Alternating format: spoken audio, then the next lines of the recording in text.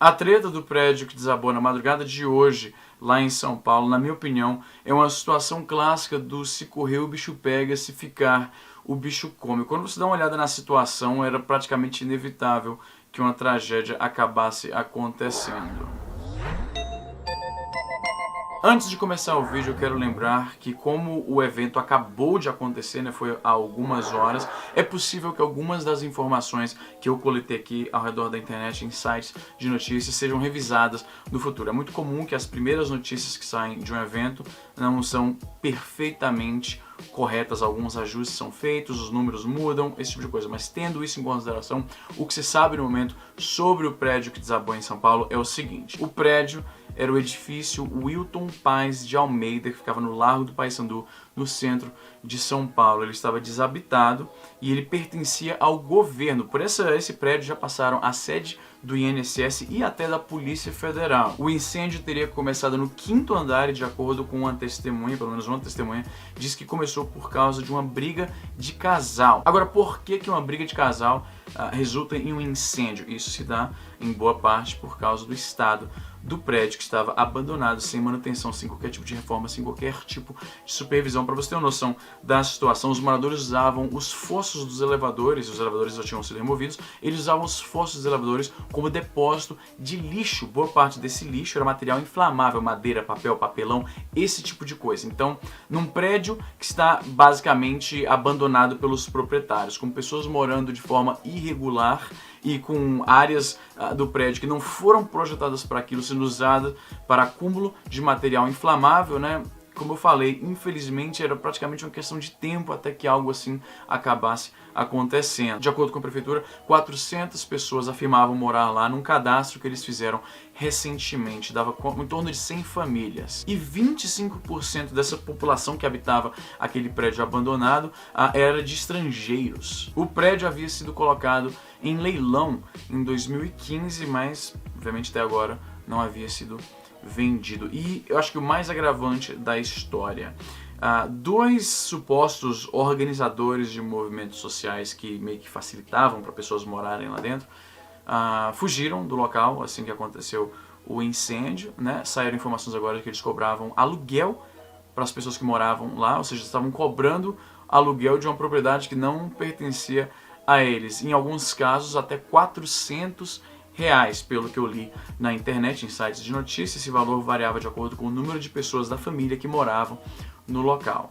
Pessoas, inclusive, eram chutadas para fora se não pagassem aquele dinheiro. Fica a questão, o que exatamente está sendo, pelo que está sendo cobrado? Se eles não são donos do ambiente e não teriam, imagino eu, nem a infraestrutura para fornecer ali realmente algo que valesse a pena o aluguel que está sendo pago. Já existe um grande ceticismo em relação a movimentos sociais como esses que ocupam esse tipo de ambiente, né, de prédios abandonados em centros urbanos.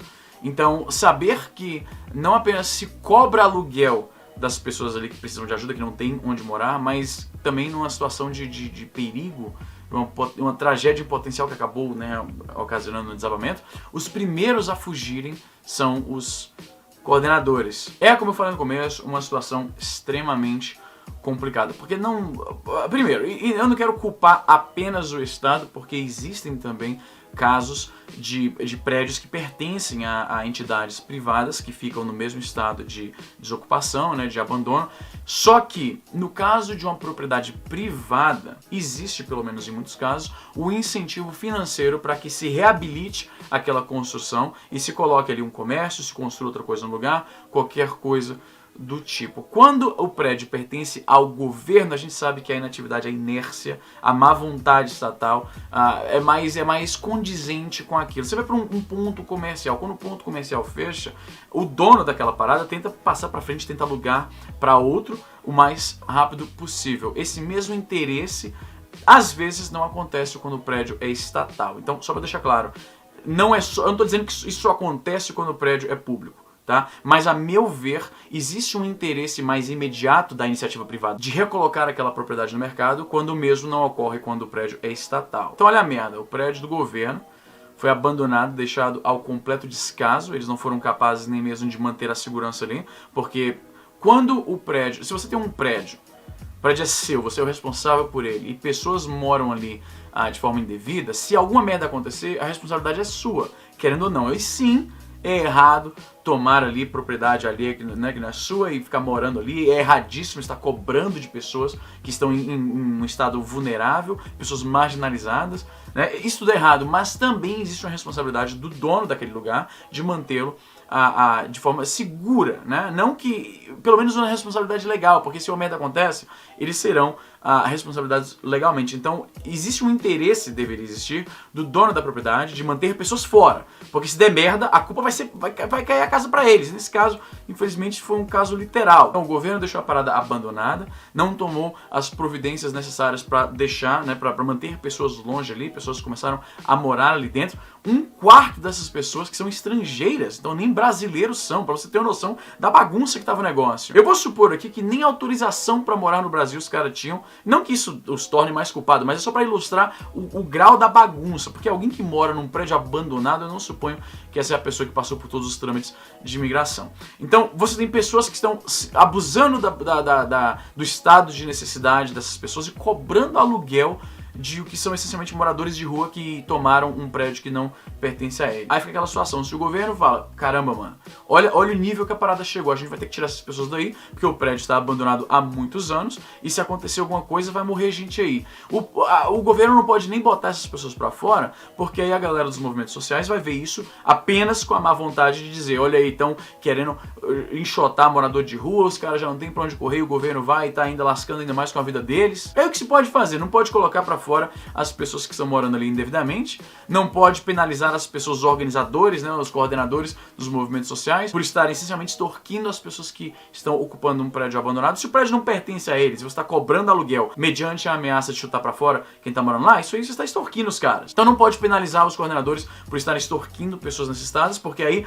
nas mídias sociais vai estourar, na mídia ninja, vai estourar a notícia de que o Estado está sacaneando com os moradores de rua, está prejudicando mais ainda a vida dos caras, não pode reformar a parada, que vão reclamar que estão tentando higienizar, né, o centro de São Paulo. Se tentam resolver, vai ser visto com uma vontade por uma certa galera engajada aí, né? Se deixa como tá, corre esse risco de um dia o prédio que está abandonado, está em estado necessitando de reparo, sem qualquer manutenção, sem qualquer supervisão, inevitavelmente vai acontecer uma merda e nesse caso o prédio acabou desabando. Então, o que se faz, mano? De qualquer forma vão reclamar. E sim, não deveria ter chegado a esse ponto para começo de conversa, isso é óbvio. Mas a pergunta agora, como tem vários outros prédios que existem nas mesmas condições, é como é que se resolve isso? Porque eu realmente não sei. O ideal, obviamente o ideal seria que a prefeitura construísse habitação popular para todo mundo e chegasse lá com um ônibus e falasse, galera, vamos lá, a gente tem agora casa para vocês e tal. Mas infelizmente a gente não vive no mundo ideal, então eu não sei se isso seria viável. Eu quero saber o que vai acontecer agora. Eu imagino que nos próximos dias a gente vai estar recebendo notícias, talvez agora já, a prefeitura está agilizando para dar uma olhada em outros prédios que estão em situações similares e aí talvez a gente vai ver exatamente o que eu estou temendo que aconteça. Se a prefeitura tentar tomar uma ação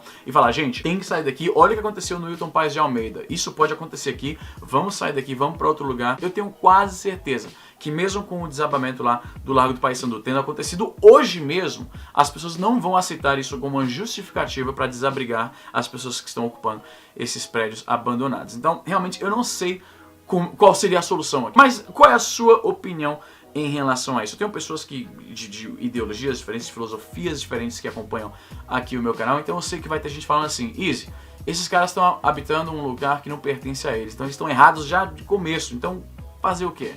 E tem outras pessoas que vão falar, mas também não é assim, os caras não tem pra onde ir. Se você tivesse desesperado com a sua família sem ter onde ficar, você entraria em qualquer buraco, pra pelo menos ter um teto em cima da sua cabeça. Essas pessoas são pessoas também.